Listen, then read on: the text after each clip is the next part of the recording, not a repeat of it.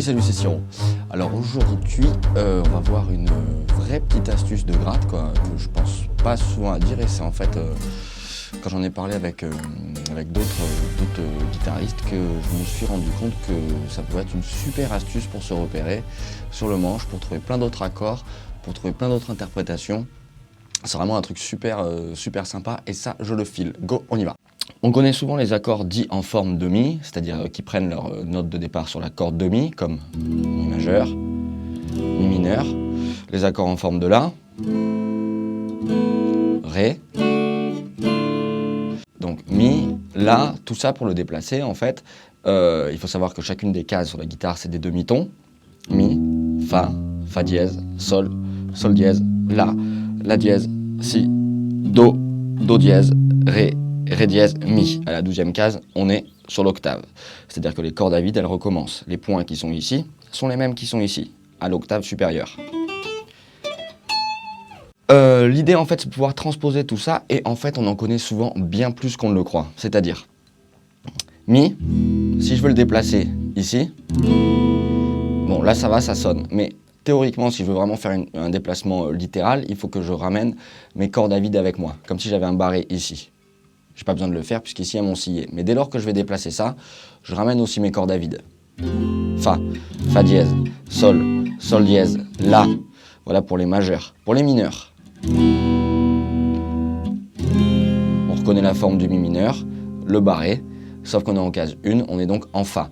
Bien sûr, pour repérer les notes sur le manche de la guitare, il vaut mieux connaître les intervalles entre les notes. Les intervalles entre les notes naturelles, c'est un ton systématiquement entre chacune des notes, sauf entre si et do, et entre mi et fa, on a directement un demi-ton. Pour déplacer les accords en forme de la, c'est la même chose.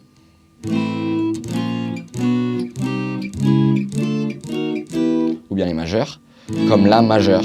En fait, il faut les visualiser comme ça. Voilà un autre do par exemple. On en a un aussi ici, en case 8. Mais ça aussi, on peut le déplacer. Un do comme ceci.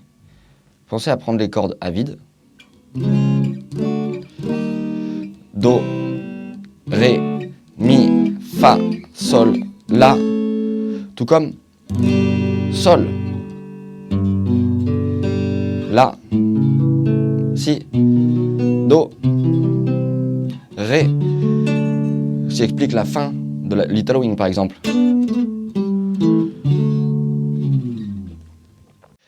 Pour les positions dites en do, ça c'est des positions qui vont être très intéressantes parce qu'on peut phraser déjà au moins, enfin de plein de façons, mais au moins de 3 façons avec, comme ça. On a la triade de do majeur ici, ici ou ici. En plus on peut phraser en double note à l'intérieur de ces positions-là. C'est aussi les positions dont on se sert beaucoup pour faire du sweeping.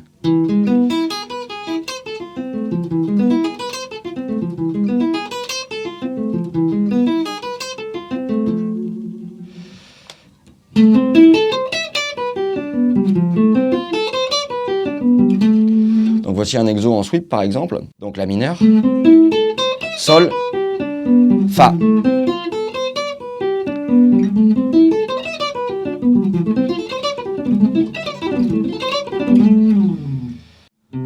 Triade de do majeur, triade de do mineur.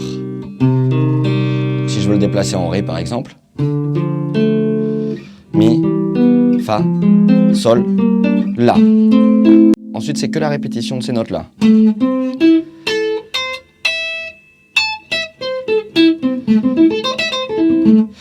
Ça peut aider à comprendre plein de choses sur la guitare.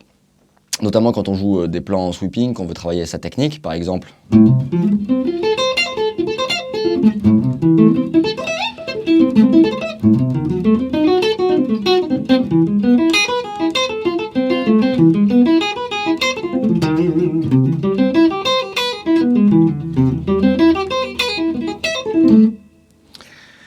Et par exemple aussi, un truc qui est sympa, c'est aussi pour comprendre l'intro de Little Wing. Si on sait transposer tous les accords de la grille en barré,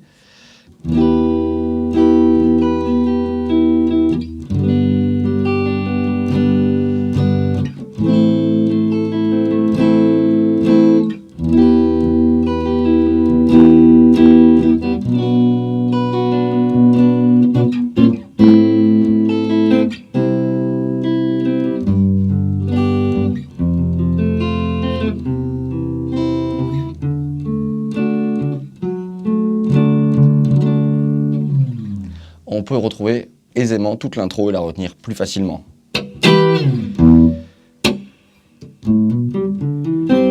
Sol.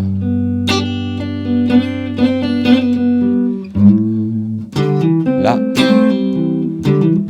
Mi. Si mineur.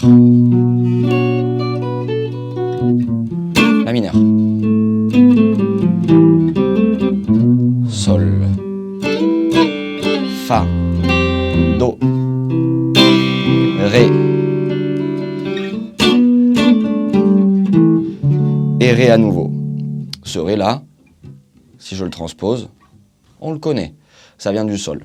Donc tout ça en fait pour synthétiser et dire que on connaît souvent bien plus de choses qu'on ne le pense. Il faut juste faire la connectique en fait et ne pas hésiter à déplacer les accords qu'on connaît ici en haut du manche et on retrouvera plein de trucs. À terme, on a une plus grande liberté de jeu, on comprend ce qui se passe et voilà, on navigue moins et puis on peut un peu colorer ses phrases. C'était la petite astuce du jour.